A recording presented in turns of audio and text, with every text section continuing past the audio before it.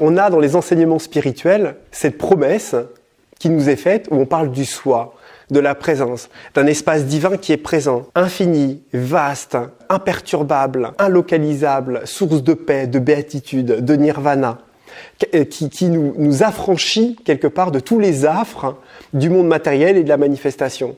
Et cette promesse, en fait, que l'on a, elle s'intègre comme ça, comme si le je et le moi pouvaient bénéficier de ça. Donc, en fait, ça devient une recherche dans laquelle on se dit, mais je peux me détacher, en fait. Je peux trouver, en fait, une solution, enfin une porte de sortie pour pouvoir me sortir de là. Donc, je vais faire des pratiques et je vais essayer de suivre des maîtres parce qu'ils promettent un espace de nirvana dans lequel je peux sortir de là. Mais le problème, c'est que c'est le je qui est à la recherche de ça. Mais le je, lui, il est dans la manifestation, il est dans un monde conditionnel, qui sera toujours soumis à la condition. Alors que le soi et la présence est un espace qui n'est pas soumis à la condition, et qui n'annule pas le je, et qui n'annulera jamais le moi.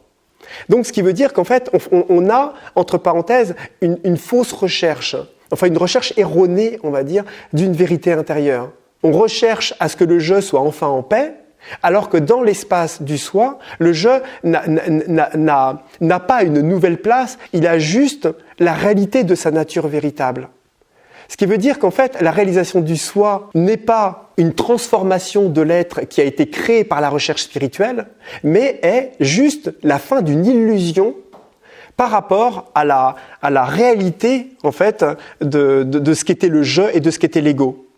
Et quand on parle de fin de recherche, quand beaucoup de personnes parlent enfin d'une libération intérieure, de quelque chose où enfin ils ont trouvé le soi, où enfin ils se sentent libérés, où ils ont révélé quelque chose, c'est pas que le je a changé, c'est juste qu'il a été vu tel qu'il était. Et qu'il a été vu par la présence, il a été vu par le soi tel qu'il est. C'est pour ça qu'on parle de la réalisation de notre nature véritable. Mais on n'a pas forcément transformé le je. Quelqu'un peut très bien avoir atteint et réalisé l'éveil, on va dire ça comme ça, si on parle de ce mot-là, de l'éveil, ou de s'être libéré, pendant que le je, lui, continue à chercher l'éveil. Et continue à chercher à se libérer. Et ce qui va faire sourire profondément l'éveillé, c'est de voir le je qui continue à se débattre pour tenter de continuer sa recherche. Mais elle est finie, puisque quelque chose qui a pris conscience et qui est conscience, à réaliser et à révéler, on va dire, véritablement sa nature véritable.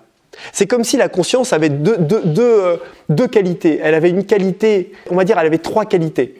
Et ces trois qualités, c'était la nature véritable, profonde, le soi vaste, infini, pur conscient, le Purusha, sa nature véritable, l'être central, et une conscience, une autre conscience, qui est donc la deuxième conscience, une conscience dynamique, incarnée, on va dire qui est la projection de notre cœur, notre âme qui est présente dans la manifestation et qui est consciente. Mais, et la troisième conscience, qui est encore sa projection, mais qui est endormie dans la manifestation, qui est ignorante en fait, qui est baignée dans les phénomènes.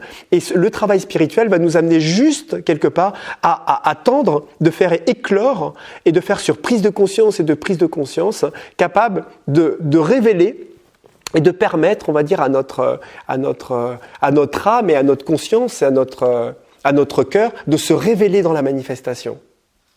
Et quand ça va être le cas, c'est pas que notre cœur il a changé, c'est pas que le soi il a changé, c'est juste que la conscience endormie s'est doucement transformée et s'est doucement dilatée et a permis, on va dire, à la conscience et à notre nature véritable de juste de prendre conscience en fait de ce quoi il s'agit en fait des mécanismes. C'est une mise en lumière tout simplement. C'est juste une mise en lumière. C'est pour ça qu'on dit qu'il n'y a rien à créer.